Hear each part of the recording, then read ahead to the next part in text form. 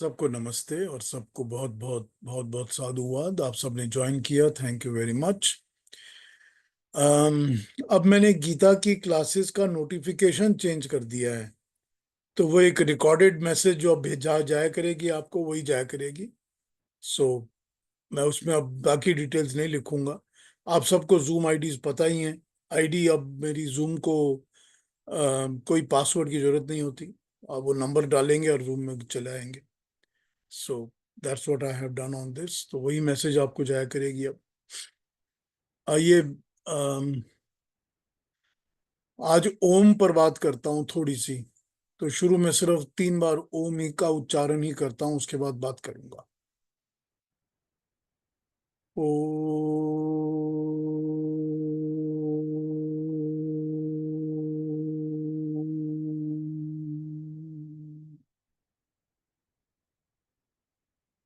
ओ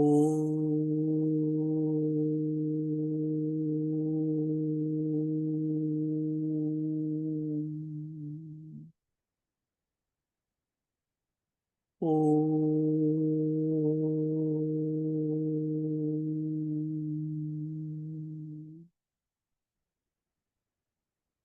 ओम शब्द के अंदर 3 अक्षर तो हैं ही, अ, उ और म। और चौथा बोलते हैं तुरीय यानी शांत, जिसका कोई रूप स्वरूप साई नाम वाम कुछ नहीं होता। तो ये अ, उ और म, इनको हम डिफाइन यूं करते हैं कि जो पहला अक्षर है अ, उसके 3 भाग होते हैं। वो 3 भाग होते हैं अग्नि, विश्व और विराट। जो उ है उसके 3 भाग होते हैं हिरण्यगर्भ, तेजस और वायु। और जो म है या मकार कहते हैं जिसको, उस मकार के 3 भाग होते हैं ईश्वर, आदित्य और प्राज्ञ। तो जो अ हुआ यानी कि अकार हुआ, उसमें अग्नि, विश्व और विराट। अग्नि जो ज्ञान स्वरूप सर्वत्र व्याप्त होती है, वो उस एनर्जी और यह सोर्स ऑफ एनर्जी, और वो एनर्जी जो कि सब जगह व्याप्त होती है, फैली होती है, और जो हमको हर हर चीज का ज्ञान देती है, हर चीज का नॉलेज, वो एनर्जी ही देती है हमको। उसको हम अग्नि का पहला अ कहते हैं। विश्व जिसमें कि सारा का सारा जगत प्रविष्ट होता है। विश्व प्रविष्ट, तो विश्व वो होता है जिसमें सारा जगत समा जाता है, बैठ जाता है, इसी में समाता है, उसको विश्व कहा जाता है। और विराट वो अलग तरह का विविध जगत का उत्पादक, जो हर किस्म के जगत की हर चीज को उत्पादन करता है और प्रकाशित करता है, वो होता है विराट। और ऊ के हिरण्यगर्भ, तेजस और वायु। तो हिरण्यगर्भ वो जिसके गर्भ में प्रकाशवान जगत उत्पन्न होता है, वो गर्भ जिसके अंदर ये पूरा प्रकाशवान जगत उत्पन्न होता है। तेजस प्रकाश स्वरूप जगत का प्रकाशक, जो हर चीज में तेज देता है। हर वस्तु में, हर चीज में, हर प्राणी में, सब में जो तेज देता है वो तेजस। और वायु अनंत बल वाला, जिसके अंदर बहुत ज्यादा बल होता है, स्ट्रेंथ होती है, और जगत को धारण करता है। सारे जगत को धारण करने वाली वायु होती है। अलग अलग तरह की, हमने तो 49 टाइप्स की अलग अलग मारुत कहे हुए हैं दुनिया में, नेम किए हुए हैं। तो 49 टाइप्स की जो वायु होती है, ये सब वायु ही सारी जगत जो धारण करती है। जो म है उसमें पहला आता है ईश्वर, यानी कि महान शक्तिशाली परमात्मा, परमेश्वर, उसका स्वरूप। दूसरा आता है आदित्य, यानी कि जो अखंड है, जो हमेशा रहता है, जो कभी जाता ही नहीं, खत्म ही नहीं होता, वो आदित्य है। और तीसरा आ जाता है प्राज्ञ। तो प्राज्ञ होता है जो ज्ञान होता है, नॉलेज होता है, वो प्राज्ञ हमारी बुद्धि, अक्ल। हर सारी दुनिया के, सारे संसार की हर चीज की जो बुद्धि होती है, वो प्राज्ञ में आती है। तो हमने ये देखा अ, उ और म के अंदर अग्नि, विश्व, विराट, हिरण्यगर्भ, तेजस, वायु, ईश्वर, आदित्य, प्राज्ञ, ये 9 हमने फैक्टर्स अ, उ और ब के अंदर शब्दों को रिप्रेजेंट करने वाले ले लिए। और चौथा फैक्टर जो होता है वो होता है साइलेंस, यानी कि तुरीय, या जिसका कि कोई भाव, कोई नाम, कोई शब्द नहीं होता। तो अगर आप ओम उच्चारण करते हैं अपने आप भी करते हैं, और इस तरह करते हैं जैसे कि योग में बताया गया है कि आप सिर्फ सांस लीजिए जोर से अंदर, आराम से, बिल्कुल आस्ते आस्ते, जोर मत लगाइए। और सांस को जब निकालते हैं तो उस वक्त भी कोई जोर मत लगाइए, और उसमें ओम का उच्चारण करें। तो जब ओम का उच्चारण करते हैं तो उसके बाद थोड़ी देर का एक साइलेंस बहुत जरूरी होता है, बिकॉज वो उसका चौथा पाद है, ओम का फोर्थ पार्ट। तो साइलेंस बहुत आवश्यक होता है।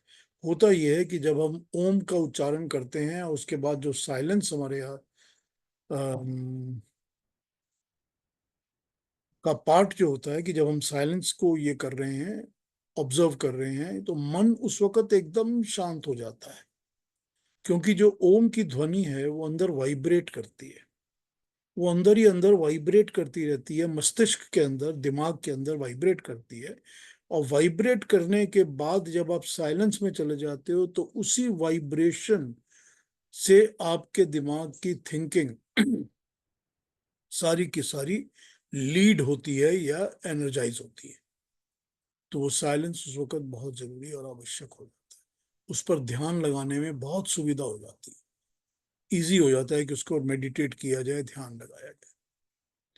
तो ये छोटी सी आज बात ओम पर करने की सोची थी तो कर रहा था। अब पिछले हफ्ते जो बात हुई थी, थोड़ी सी मैं बात उसके ऊपर कैरी ऑन करना चाहता हूँ। और उसके बाद फिर हमने अभी एक लास्ट श्लोक बाकी है हमारा 9th चैप्टर वाला, उसको करेंगे और फिर मैं कंक्लूजन वगैरह पर आऊंगा, लेकिन या उपसंहार पर आऊंगा। लेकिन पहले जरूरी है कि लास्ट हफ्ते जो हमने बात की थी, जो अरुणा जी ने हमसे क्वेश्चन पूछे थे, उन पर थोड़ी सी रिफ्रेश करके बात कर ली जाए। और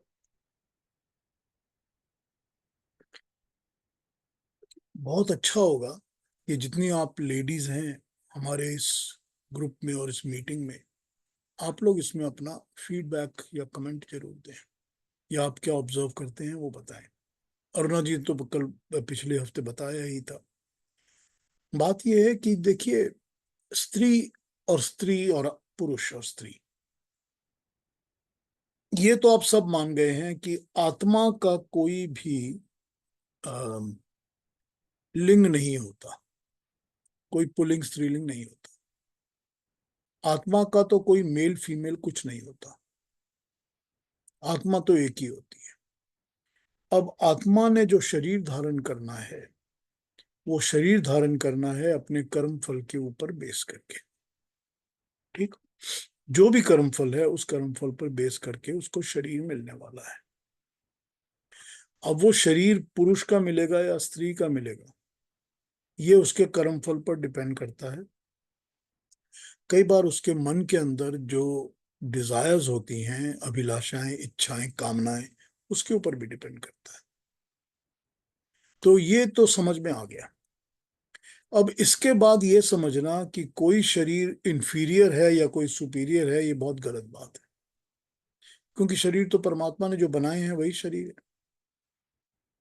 तो इसको तो हम ये देख नहीं सकते इस तरह कि भाई अगर स्त्री का जन्म हुआ है तो वो कम है, या उसको ये नहीं होगा वो नहीं होगा, ऐसा तो हम सोच नहीं सकते। अब इसमें अगर स्पेसिफिकली इस बात पर आ जाए कि पुरुष के क्या कहा जाए उसको, बीज के दान के बिना तो स्त्री कंसीव कर नहीं सकती। और कंसीव सिर्फ ही स्त्री कर सकती है, पुरुष तो स्त्री कंसीव कर नहीं सकता।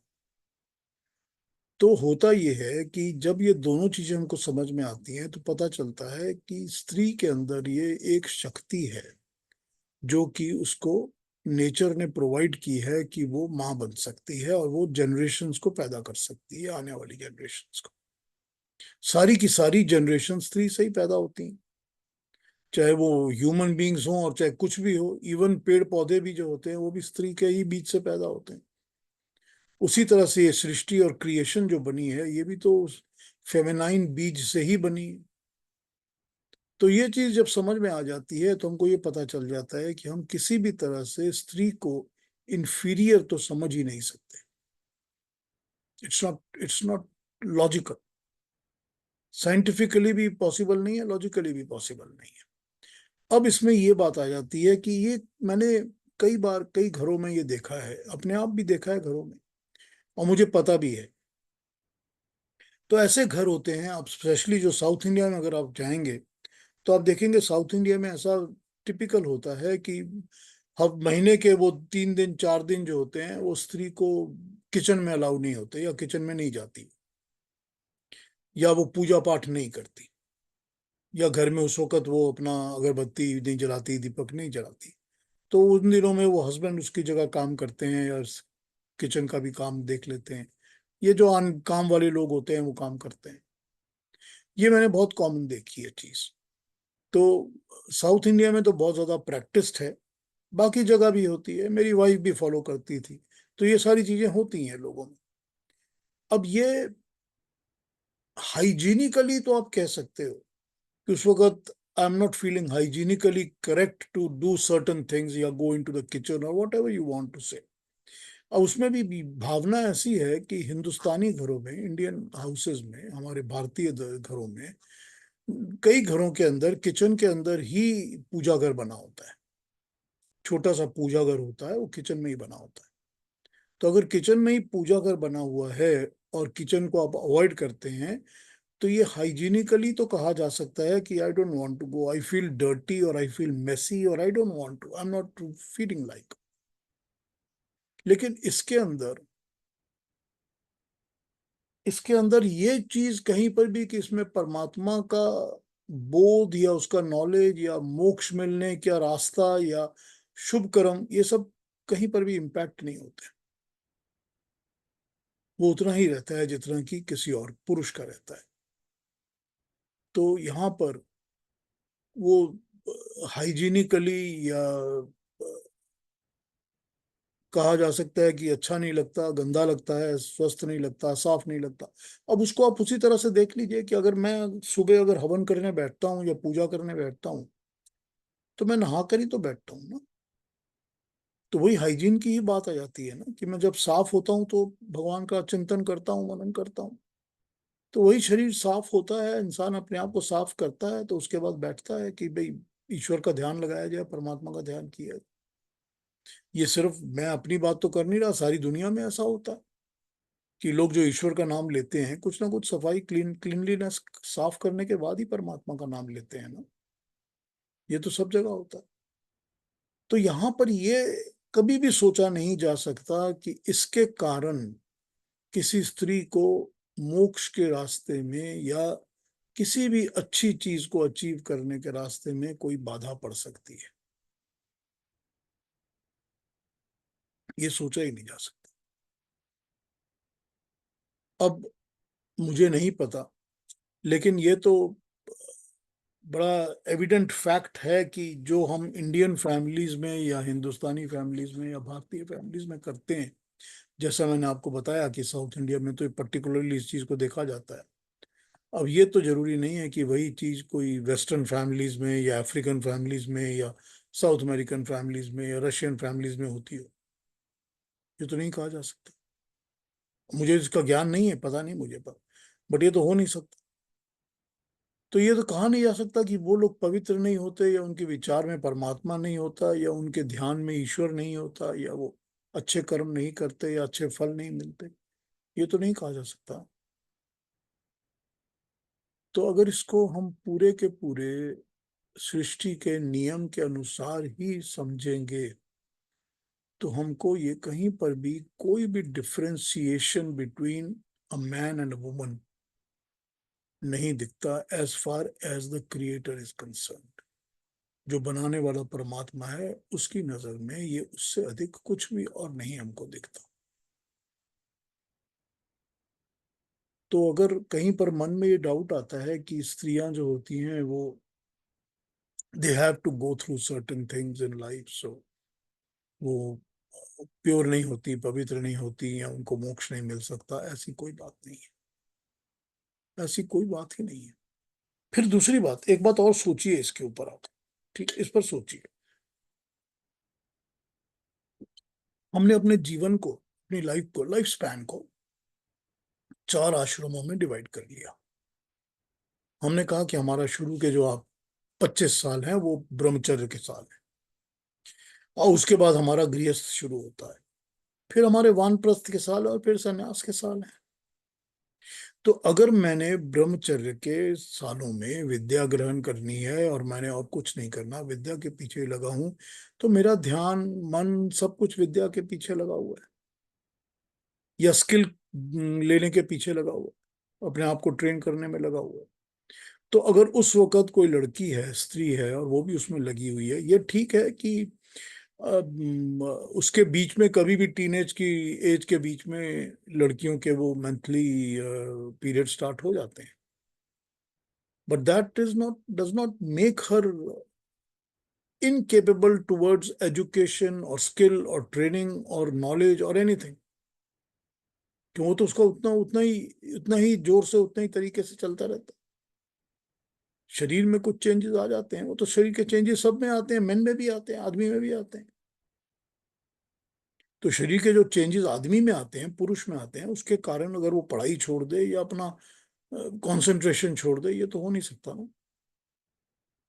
वो भी तो करता रहता है ना। अब आप देख लीजिए कि अगले 25 साल हमने गृहस्थ आश्रम में स्पेंड करने हैं, तो उस वक्त सब कुछ है, मैं अपनी कमाई कर रहा हूँ, रोजी रोटी कमा रहा हूँ, स्त्री जो है वो परिवार को जन्म दे रही है, पालन कर रही है, पोषण कर रही है, एक दो तीन जो बच्चे उसके हो रहे हैं वो हो रहे हैं, सब कुछ चल रहा है ना उस वक्त। और जैसे ही 50 साल, 50 के आसपास की उम्र हो जाती है और वानप्रस्थ जाने की उम्र आ जाती है, तो अपने आप ही परमात्मा का ऐसी क्रिया बनाई हुई है कि पुरुष की बॉडी में भी चेंजेस आ जाते हैं और स्त्री की बॉडी में भी चेंजेस आ जाते हैं। तो स्त्री की जो हर महीने की होने वाली पीरियड्स की थी प्रॉब्लम, वो तो अब रहती नहीं, 50 के बाद कभी भी खत्म हो जाती है, बंद हो जाती है, क्योंकि वो प्रोडक्टिव होने की उसको जरूरत नहीं है अब। तो फिर वही बात कि अब तो कोई बाधा तो रही नहीं, अब आप वानप्रस्थ आश्रम ले रहे हैं या संन्यास ले रहे हैं, परमात्मा का नाम ले रहे हैं कि मोक्ष की तरफ जा रहे हैं, ज्ञान का अर्जन कर रहे हैं, तो कहाँ पर कोई गैप है? कहाँ ये कहा जा सकता है कि नहीं हो सकता? ये एकदम इक्वल कील पर, सब कुछ बराबरी के हिसाब पर, क्योंकि वो परमात्मा तो जो हर श्लोक में हम समदृष्टि की बात पढ़ते हैं कि सबको एक जैसा समझो, एक जैसा देखो, तो वो बोलने वाला थोड़ी ना किसी को अलग अलग कर सकता है। वो तो अपनी ही प्रिंसिपल के अगेंस्ट तो जा नहीं सकते ना। वो तो बोल ही रहे हैं कि सब एक बराबर हैं, एक जैसे देखने चाहिए, सबको एक जैसा समझना चाहिए, चाहे पुरुष हो, चाहे स्त्री हो, चाहे कोई भी इंसान हो, सब एक बराबर है। वो तो सब प्राणियों को भी एक बराबर कहते हैं।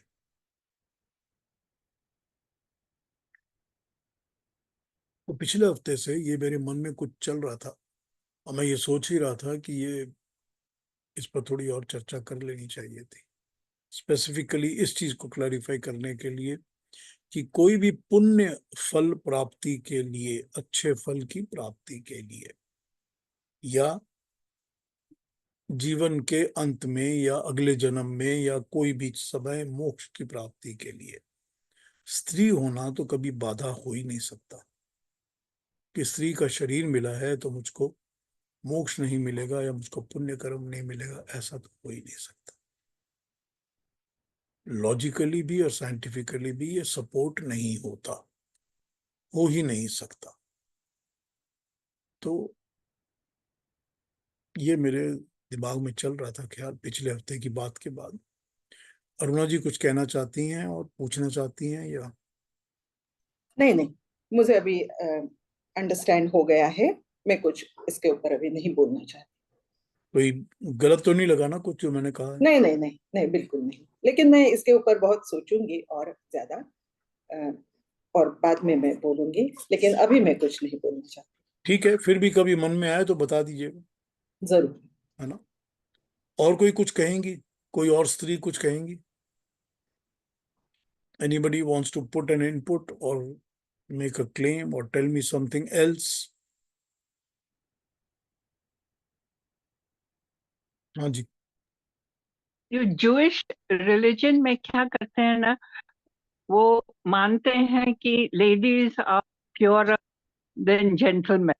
तो उनका जब पूजा होता है तो मैं 1 घंटा पहले आकर के पूजा करते हैं अपने आप को प्यूरिफाई करने के लिए।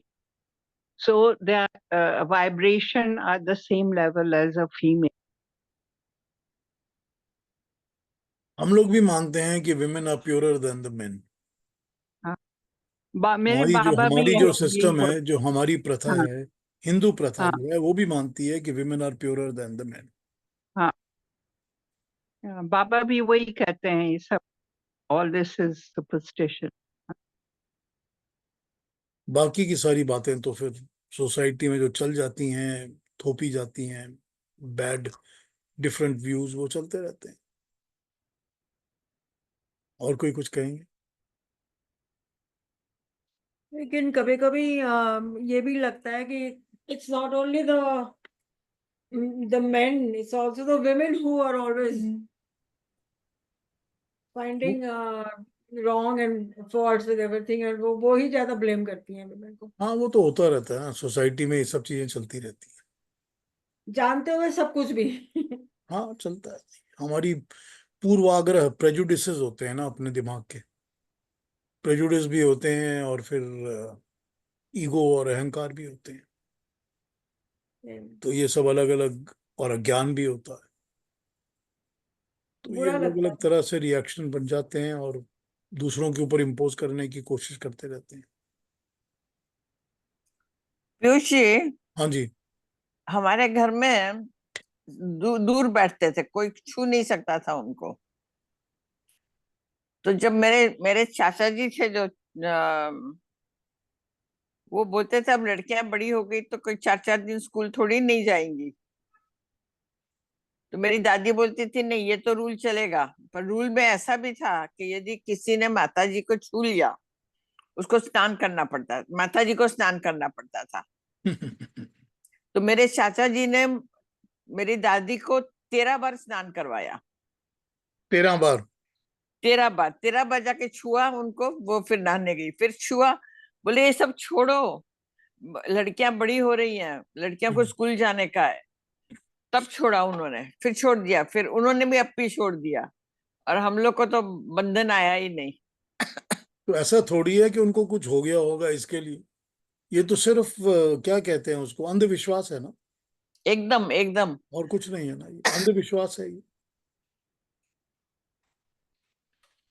हाँ जी, और कोई, जो किसी के प्रथा कोई है, comments? Anybody else has any comment in it? Manisha ji कुछ कहेंगी? पीयूष जी, बस इतना कहूंगी कि हाँ, सॉरी, कहाँ है मेरा, हाँ, इतना कहूंगी कि हो ही नहीं सकता कि कोई भी भेदभाव हो प्रकृति में, नर या मादा के बीच, या भगवान की दृष्टि में, ईश्वर की दृष्टि में कभी कोई भेदभाव हो ही नहीं सकता। दोनों अपने अपने फंक्शंस पूरे करते हैं। अगर वुमन को गंदा समझ लेते हैं because she is suppose to be having periods, तो उसी तरह से आदमियों को भी गंदा समझ सकते हैं because they carry sperm with in them, you know, और दोनों में मल मूत्र सब कुछ होता है। सो इट्स कंप्लीटली रिडिकुलस ये आइडिया कि कोई भी किसी से कम या ज्यादा है, दोनों बिल्कुल एक समान है। And it cannot be possible because they each have a function to fulfill. वो उस फंक्शन को फुलफिल करने के लिए बॉडी को ऐसे बनाना पड़ता ही है. It's absolutely essential. So they cannot you know think of a woman in any other way apart from how she is meant and designed to be. अब जब हम इस थैंक यू, जब हम इस श्लोक की बात समझते हैं जो हमने पढ़ा था अभी, 9वें अध्याय का, पिछले हफ्ते ही पढ़ा था हमने सैटरडे को, तो इस श्लोक पे हम जब समझते हैं, और भगवान कृष्ण अगर ये कह रहे हैं, और सपोज करिए कि ये बिल्कुल ठीक है और भगवान कृष्ण की वाणी है कि स्त्री भी हैं और नीचे परिवार के जन्म वाले लोग भी हैं, या वैश्य भी हैं और शूद्र भी हैं, तो यहाँ पर ये एक इसकी थॉट इस तरह भी हो सकती है, स्ट्रीम ऑफ थॉट, कि ये कोई भी तो उस वक्त युद्ध भूमि में नहीं है। जो युद्ध भूमि है उसमें तो सिर्फ क्षत्रिय लोग ही हैं, या एबल्ड लोग हैं, या वो लोग हैं जो कि लड़ाई करने, युद्ध करने आए हैं। और ये भी कहा जा सकता है कि all of them are men. तो क्योंकि आदमी और मेन ही युद्ध भूमि में आए हैं, और वो कृष्ण भगवान की उस वक्त वाणी को या बात को अगर सुन रहे हैं या अप्लाई कर रहे हैं, तो ये कहा जा सकता है कि मैं सिर्फ इनके लिए ही नहीं कह रहा, ये मैं उनके लिए भी कह रहा हूं जो स्त्रियां हैं जो यहां नहीं बैठी। उनके ऊपर भी ये ज्ञान उसी तरह एप्लीकेबल है। जैसे कि वैश्य जो हैं वो तो अभी भी अपने बिजनेस में लगे हुए होंगे या शूद्र सेवा में लगे होंगे, तो वो तो यहाँ पर वॉर में आएंगे नहीं लड़ाई करने के लिए। तो उनके ऊपर भी एप्लीकेबल है कि उनसे जो मैं तुमको ज्ञान दे रहा हूं, ये ज्ञान उनके लिए भी उसी तरह एप्लीकेबल है। तो इस श्लोक को इस तरह भी समझा जा सकता है, इसकी रेलेवेंस को, कि this is what he means. इसमें डाउनग्रेडिंग कहीं पर कुछ नहीं है, क्योंकि अगर वो सबको समदृष्टि से देखने की बात करते हैं, वो कहते हैं कि सबको एक ही जैसी नजर से देखना चाहिए, तो फिर उनकी नजर में कोई वैश्य शूद्र वगैरह तो है ही नहीं। ये तो है ही नहीं उनकी नजर में, क्योंकि वो तो कहते हैं सबको एक ही जैसा देखना चाहिए। तो जब एक जैसा देख रहे हैं, एक जैसा समझ रहे हैं सबको, तो फिर ये कहाँ से क्वेश्चन उठता है दिमाग में? ठीक है ना? हाँ जी, और कोई बात? कोई कुछ कहेंगे, कोई कमेंट?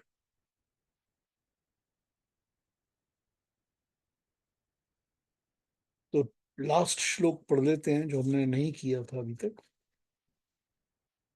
इसका नंबर 34। इसका 34 अरुणा जी पढ़ दीजिए जी, हमारे को। 34 पे बात करते हैं, फिर इसके उपसंहार पे आ जाएंगे। 34 के बाद पुष्पिका भी है, वो हाँ, भी। पुष्पिका है ना।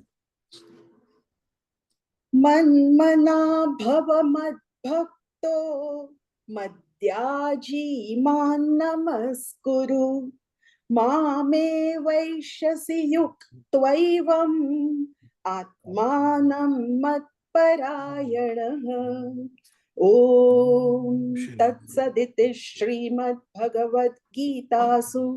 उपनिषत्सु ब्रह्मविद्यायां योगशास्त्रे श्रीकृष्णार्जुन संवादे राजविद्या राजगुह्य योगो नाम नवमोऽध्यायः।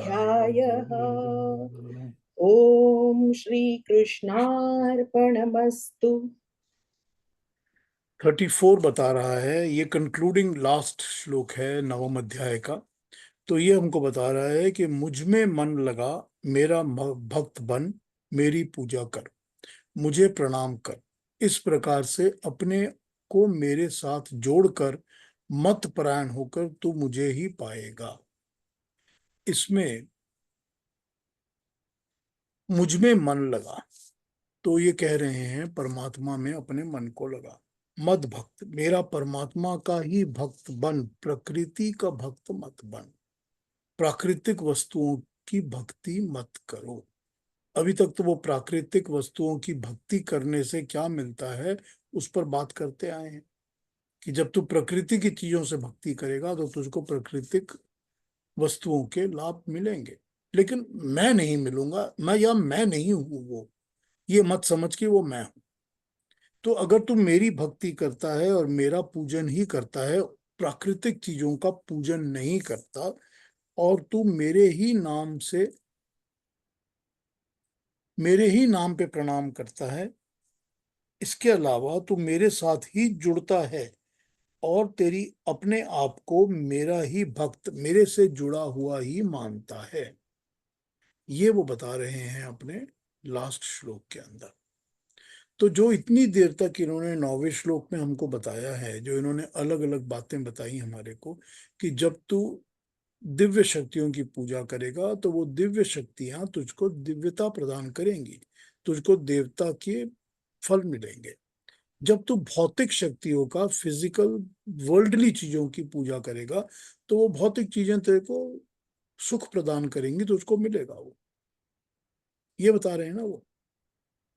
तो वो क्या कह रहे हैं? वो कह रहे हैं कि तू जो भजेगा, जिसकी तरफ तेरा ध्यान जाएगा, तू जिसको भी अपने मन में बसा लेगा, उसका फल तुझको मिलेगा। बट डू नॉट मिसअंडरस्टैंड कि वो मैं हूं, क्योंकि वो सब चीजें प्रकृति द्वारा निर्मित प्राकृतिक चीजें ही हैं बस। तो या तो तू प्रकृति के द्वारा बनाई गई प्राकृतिक चीजों की पूजा कर रहा है, तो भी ठीक है, ठीक इसीलिए है क्योंकि सब कुछ तो मैंने बनाया हुआ। तो तू हर चीज में मुझको ढूंढ ले, मुझको समझ ले कि मैं हर जगह हूं, हर चीज में व्याप्त हूं, और तू मेरी पूजा उस तरह कर ले कि चलो सब कुछ परमात्मा का बनाया हुआ है। या तू उन चीजों को ही अपना उद्देश्य, अपना अल्टीमेट गोल, अपना आइडियल समझ के उनकी पूजन कर, तो वो तुझको मिलेंगे, क्योंकि तू जो करेगा उसका कर्म फल तुझको मिलेगा। ये तो अपना ही इनका प्रिंसिपल है ना, इनका तो लेड आउट प्रिंसिपल है कि कर्म फल तो मिलेगा ही, उसके अगेंस्ट तो वो बोल नहीं सकते कुछ भी। तो यहाँ पर बात क्या बनती है, यहाँ बात वही बनती है कि जो तू करेगा वो तुझको मिलेगा। जिस तरफ तू कर्म को एम करेगा उस तरफ कर्म का तुझको फल मिलेगा।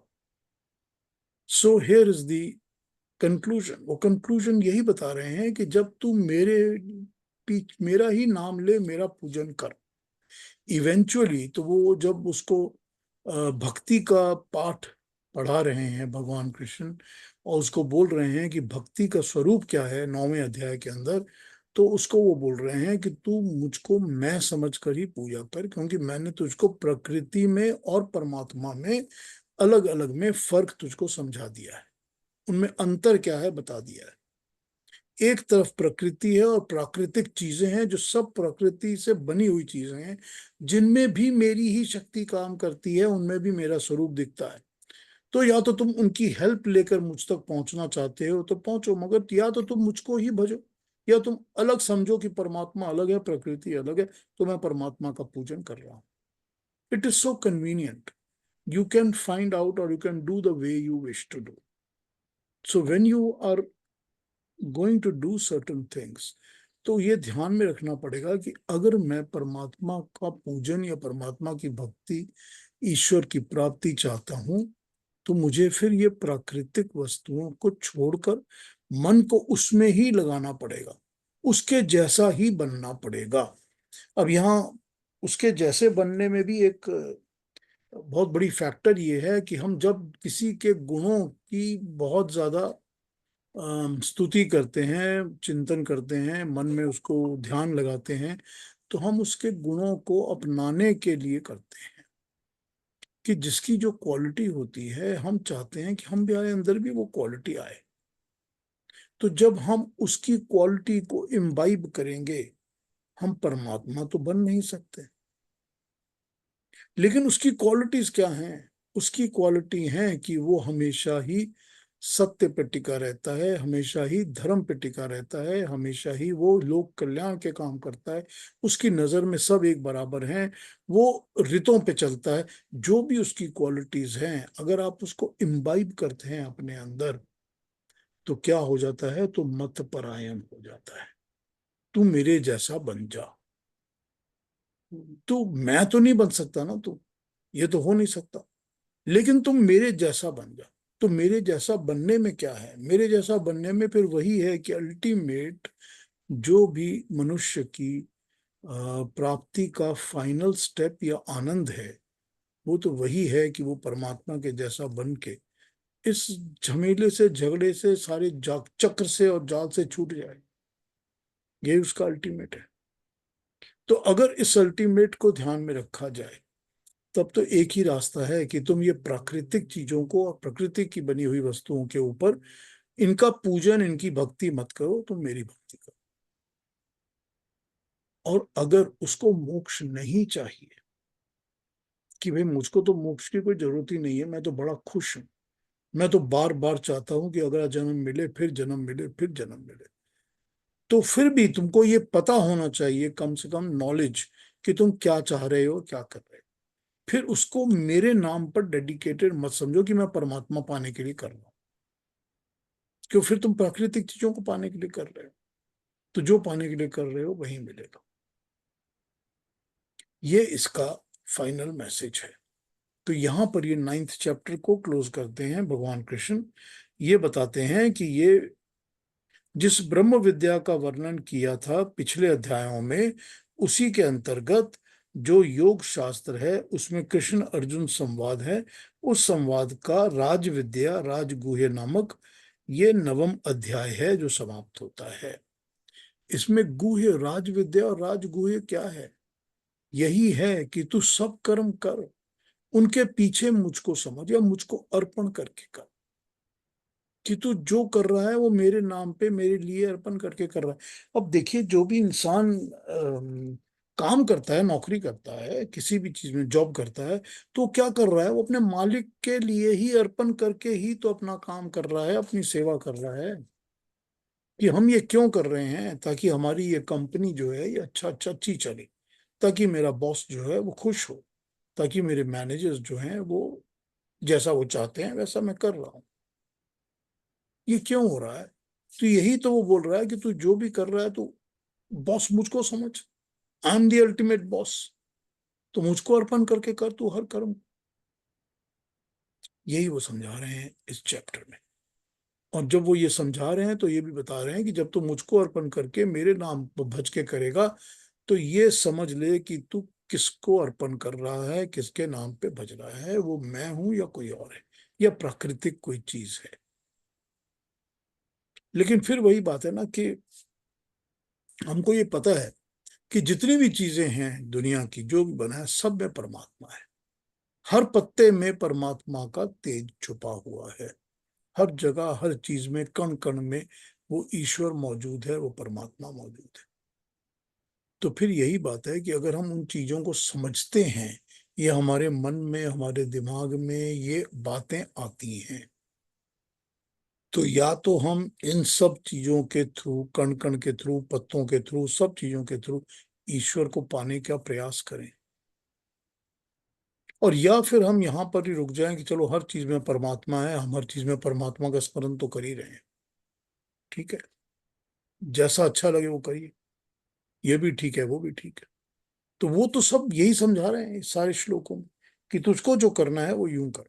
लेकिन फाइनली वो कहते हैं कि तुम मुझको अर्पण करके सब कुछ कर, मेरा परायण हो जा, मेरे जैसा बन जा, मेरे ही नाम का पूजन कर। ये गाइडलाइंस हैं, ये उनका फाइनल स्टेप है जो कि वो बता रहे हैं हाउ टू डू। क्योंकि वो हर चैप्टर में हाउ टू तो साथ बता देते हैं, what to do and how to do दोनों बता देते हैं। तो यहाँ उन्होंने नवम अध्याय में ये बात की है। तो अब मैं I will start reading the conclusion, लेकिन अभी इसके बारे में कुछ पूछना हो तो पूछ लीजिए मुझसे। If you need to ask anything you can ask मी।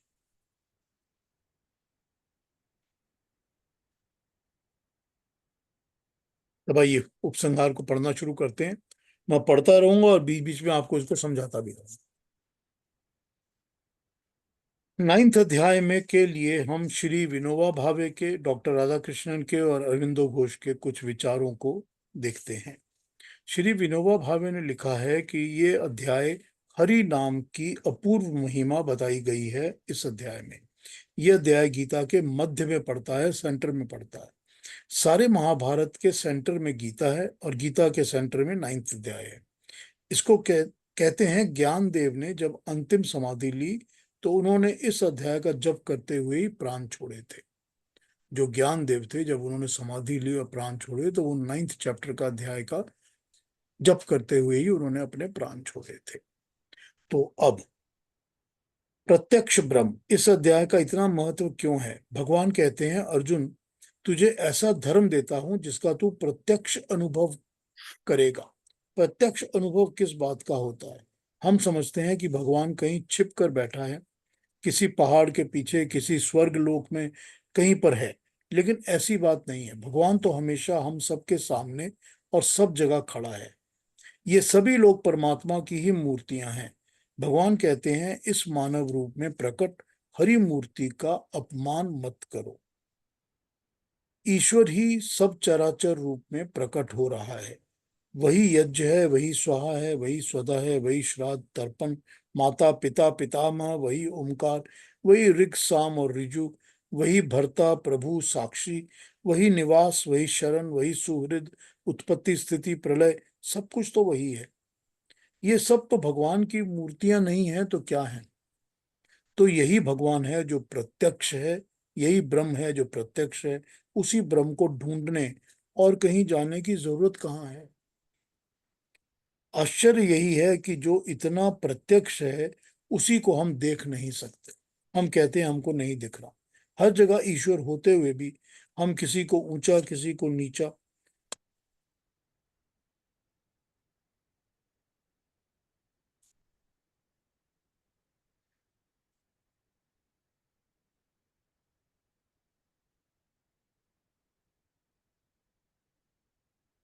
समझने लगते हैं।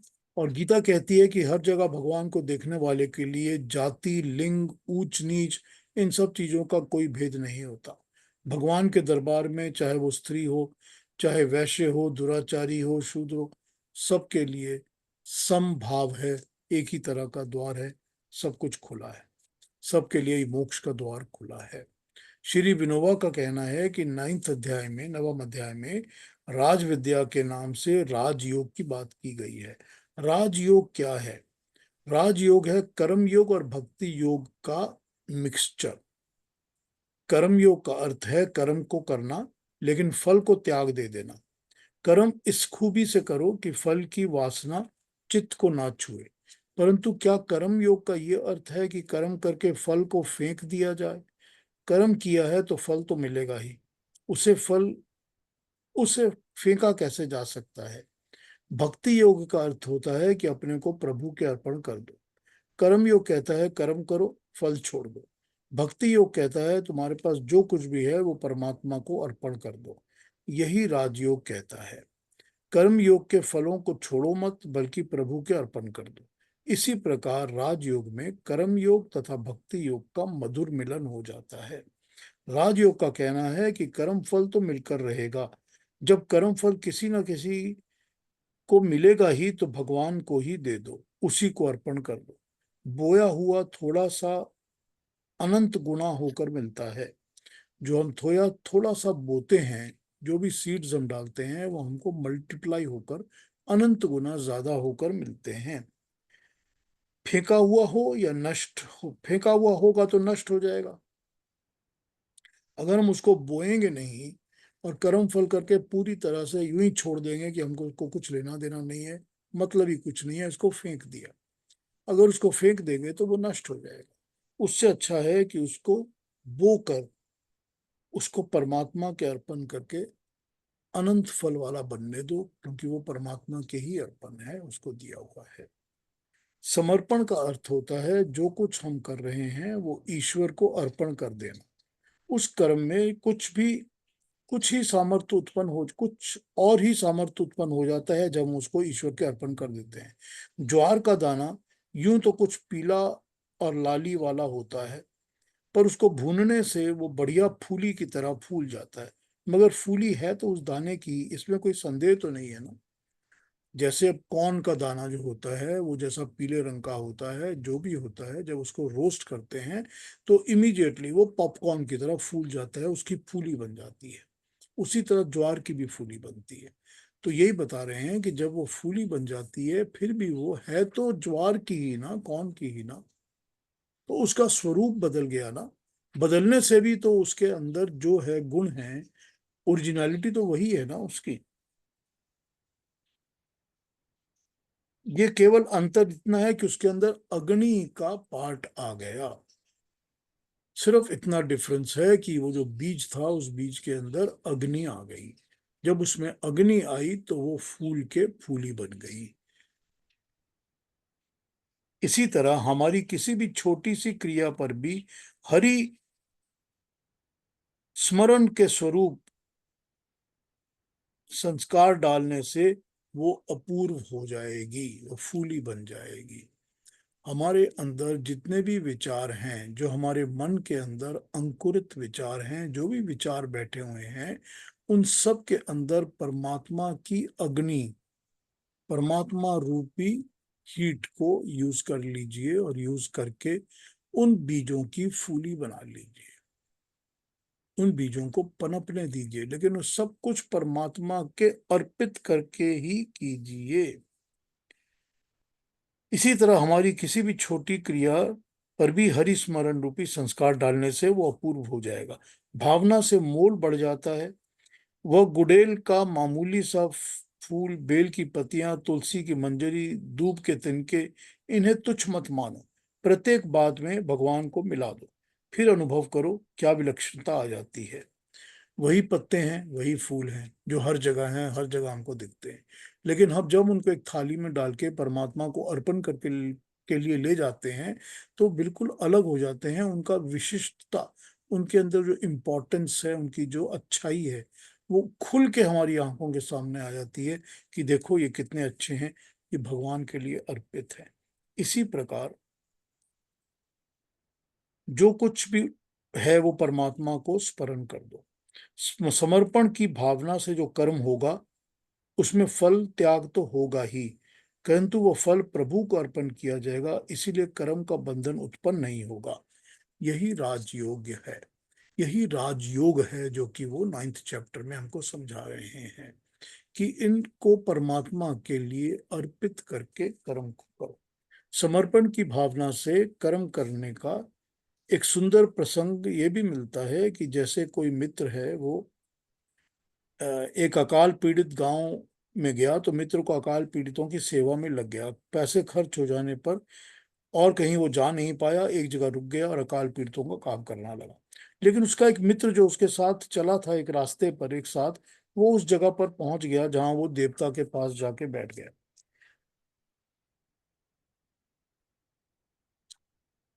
जो दुष्काल में पीड़ितों के लिए बैठा सेवा कर रहा था, वो उस जगह पे पहुंच नहीं सका जिसको कि वो तीर्थ स्थान कहते हैं। अतएव तीर्थ स्थान पर ना पहुंचकर भी दूसरा मित्र ईश्वर के बहुत अधिक पहुंच गया था।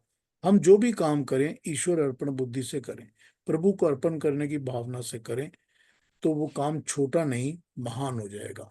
कहने का मतलब ये है कि अगर वो मनुष्य तीर्थ यात्रा करके किसी जगह जाकर कोई देवता समझकर उसके पास बैठ रहा है, या वो यही काम लोगों की सेवा करके, पीड़ितों की सेवा करके, दुखियों की सेवा करके कर रहा है, तो ज्यादा उचित और उत्तम है, क्योंकि अब वो अपने कर्म को परमात्मा के लिए लोगों की सेवा में अर्पित कर रहा है।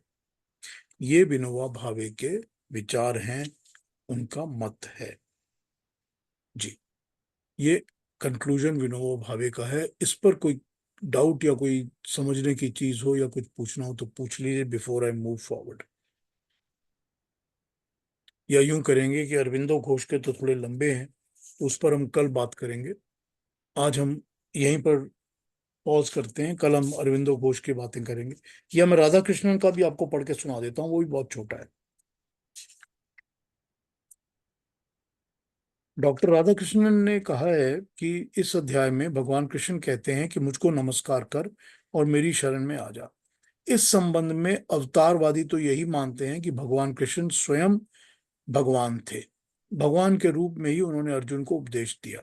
वास्तविक तथ्य यह है कि गीता वेद व्यास महर्षि की लिखी हुई है, और गीता में जो भी कहा गया है वो महर्षि वेद व्यास ने भगवान श्री कृष्ण के मुंह से कहलवाया है। वेद व्यास ने श्री कृष्ण को भगवान के स्थान में बैठा दिया है, इसमें संदेह नहीं है। परंतु परंतु स्वतंत्र विचारक इस बात को भी किस रूप में स्वीकार करते हैं, ये जानना आवश्यक है। डॉक्टर राधाकृष्णन आध्यात्मिक चिंतन करने वाले लोगों में मुख्य स्थान पे रहते हैं। गीता के इस स्थान की व्याख्या करते हुए वो लिखते हैं, अपने मन को मुझ में स्थिर करो, मेरे भक्त बनो, मेरी पूजा करो, मुझे प्रणाम करो। ये कथन कथन व्यक्ति रूप भगवान कृष्ण श्री कृष्ण का अपना नहीं है, जिसके प्रति हम अपने आप को पूरी तरह समर्पित कर देंगे, किंतु अजन्मा अनादि नित्य ब्रह्म वही है जो कृष्ण के मुंह से ये कहलवा रहा है। हमारी सम्मति में डॉक्टर राधाकृष्ण का ये विचार अत्यंत युक्ति संगत है। इस विचार को सम्मुख रखकर गीता का अध्ययन करते हुए जहां भगवान ने कुछ कहा है, ये शब्द समझकर समझ लेना चाहिए कि श्री कृष्ण ने भगवान के अभिप्राय को इस तरह से प्रकट किया है। ठीक इस प्रकार जैसे वेद व्यास ने अपनी बात को अपने नाम से न कहते हुए भगवान श्री कृष्ण के नाम से कहा है। तो ये हैं दो विचार डॉक्टर राधाकृष्णन और विनोबा भावे के। तो विनोबा भावे तो इसको बड़ी सिंपली इस तरह कहते हैं कि जो भी तुम कर्म कर रहे हो उसको तुम परमात्मा को अर्पित करके करोगे तो कर्म और अच्छा हो जाएगा और बढ़िया हो जाएगा। बीज तो है हमारे पास, उस बीज को कैसे फूलित किया जा सके, उसके अंदर से फूल कैसे निकाला जाए, उसके अंदर से फूली कैसी बनाई जाए। जब वो फूली बन जाती है तो और भी सुंदर हो जाता है। तो अब कोई कॉर्न का बीज या ज्वार का बीज जब रोस्ट हो सके उसकी फूली बनती है तो और भी सुंदर हो जाता है, खुशबू भी आती है उसमें अंदर से। लेकिन हुआ क्या है, हुआ ये है कि उसके अंदर आग का इंटरफियरेंस आ गया है, कनेक्शन आ गया। वही आग परमात्मा का भक्ति का नाम है। तो उस परमात्मा को समझकर उसी को जब अर्पण करोगे तो अपने आप ही वो जो बीज हैं वो सब के सब फूलित होके उस तरह से सुंदर खुशबूदार बन जाएंगे। वो कर्म जो है अपने आप अच्छे बन जाएंगे। यही राज विद्या है। तुमने कर्म तो करना है और कर्म फल से तुमको जुड़ना नहीं है, लेकिन ना जुड़ते हुए भी उस कर्म फल को परमात्मा में अर्पण करके जब कर्म को करोगे तो और भी सुंदर हो जाएगा।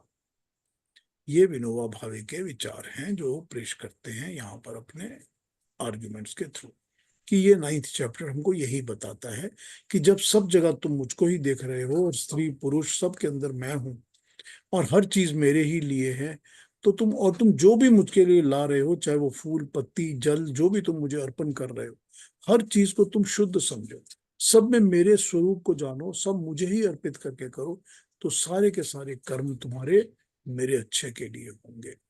अब जो फूल हमने एक तोड़ के थाली में लगा के परमात्मा को अर्पण करना है, उसकी जगह जितने भी फूल इस दुनिया में हैं वो यही समझा जाए कि सब परमात्मा के लिए अर्पण के लिए ही हैं। वो पुष्पित फूलित सुगंधित होते ही इसीलिए हैं कि वो परमात्मा के गुणों को, उसकी अग्नि को धारण किए हुए हैं। तो जब ये समझ जाएंगे तो सारे के सारे एक जैसे लगेंगे। उसी तरह से हमारे कर्म भी सारे के सारे उसी के लिए अर्पित हो जाएंगे जो हम परमात्मा को समर्पण में डालेंगे। विनोबा भावे के ये विचार हैं। डॉक्टर राधाकृष्णन ने जो कहा उस पर हम पहले बात कर चुके हैं कि ये वेद व्यास की लिखी हुई है गीता। भगवान कृष्ण के नाम से ये बोला जा रहा है, जो भगवान कृष्ण बोल रहे हैं, लेकिन लिख तो नहीं रहे ना, लिख तो वेद व्यास रहे हैं। तो यही बात डॉक्टर राधाकृष्णन ने यहाँ कही है और ये कहा कि भगवान कृष्ण को ये समझना चाहिए कि वो मैसेंजर हैं, जो ऊपर से उनको मिल रहा है वो दे रहे हैं, उनको ही भगवान समझ लेना गलत होगा। ये कह रहे हैं डॉक्टर राधाकृष्ण। तो ये इनके दोनों के विचार हैं। कल हम अरविंदो घोष के विचारों पे बात करेंगे। इसके बारे में अब और कुछ पूछना बोलना हो तो बोल सकते हैं प्लीज। ये जी यही समझ में आया है कि ईश्वर ने हमें ये शरीर दिया है, उससे अपने मन कर्म वचन से शुद्ध होकर जो कर्म है हम निरंतर करते जाएं। ईश्वर की देख प्राप्ति देखिए प्राप्ति जितने होगी या जितने नहीं होगी विचार ये तो। हाँ। जितने विचार हमारे मन में आते हैं, दिमाग में आते हैं, हम्म। हर एक विचार एक बीज होता है। क्योंकि वही विचार होता है जिसको कि भूमि मिलती है, जमीन मिलती है, धरती मिलती है, तो हम कर्म करते हैं तो वो फलना फूलने लगता है, उसका पेड़ पौधा निकलता है। वही हमारा कर्म है ना। हम किसी एक बीज के थॉट को ऊपर जब काम करते हैं तो उसमें हमको दूसरे दूसरे अलग अलग रिजल्ट्स मिलने शुरू होते हैं। तो यहाँ पर ये यही कह रहे हैं कि जो भी थॉट है, जो भी बीज, जो भी दिमाग में चिंतन है, जो भी बात आ रही है, विचार आ रहा है, हर विचार को परमात्मा को अर्पण करके कर्म करो। तो जब उसको उस बेसिक लेवल पर ही अर्पण कर दोगे तो कर्म अपने आप अर्पित हो जाएगा परमात्मा को। बिल्कुल। कर्म अपने आप ऐसा हो जाएगा जो लगेगा कि हमने परमात्मा के नाम पर ही किया।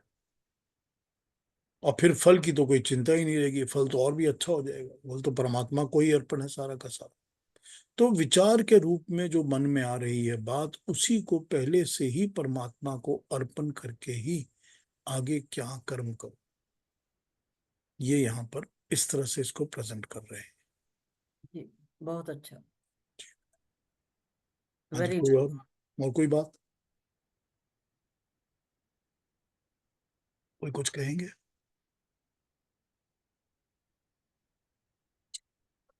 इसी बात पे कोई डाउट, समझ में ना आई हो या ठीक ना लगी हो या काउंटर थॉट कोई हो? इसमें हमेशा ऐसा है कि we might be coming across different view points. हम डिफरेंट व्यू पॉइंट्स पर ही बात करते हैं। मैं इसीलिए अलग अलग अलग अलग अलग 4 5 6 गीताओं को हमेशा देखता रहता हूँ, क्योंकि मुझे लगता है कि ये एक व्यू पॉइंट्स तो हमको देखने ही पड़ते हैं। हम व्यू पॉइंट्स को देख कर ही गीता को समझ सकते हैं। क्योंकि सब अपनी तरह से इसको पेश करते हैं। हमको पता होना ही चाहिए कि इसमें वैरायटी क्या है, लोग किस तरह देखते हैं इसको। क्योंकि हमको ये नहीं पता कि हम कौन से विचार को अपने सबसे नजदीक कब पाते हैं, कि इसकी अडेप्टेबिलिटी मेरे साथ सबसे ज्यादा ये विचार है जो मुझे सबसे अच्छा लगता है, ये हमको पता नहीं लगता। और जब वो लगता है तो फिर हम उसी में समा जाते हैं, फिर हमारे विचार उसी तरह बनने लगते हैं। तो ये ऑप्शन हमको हमेशा अवेलेबल होना चाहिए, और उस ऑप्शन पर ही, क्योंकि हर इंसान अलग है, हर ह्यूमन बीइंग अलग है, वो अलग तरीके से बात को समझता है। तभी तो भगवान कृष्ण अपनी बात को 3 तरीके से तो बता ही रहे हैं ना, कर्म से भी, भक्ति से भी और ज्ञान से भी। उन्होंने भी तो 3 मार्ग चुन लिए है ना। वो भी तो यही कहते हैं कि हर मनुष्य अलग होता है, उसको अलग अलग स्तर पे समझाना पड़ता है। तो इसीलिए मैं भी तो अलग स्तर पे समझा रहा हूँ।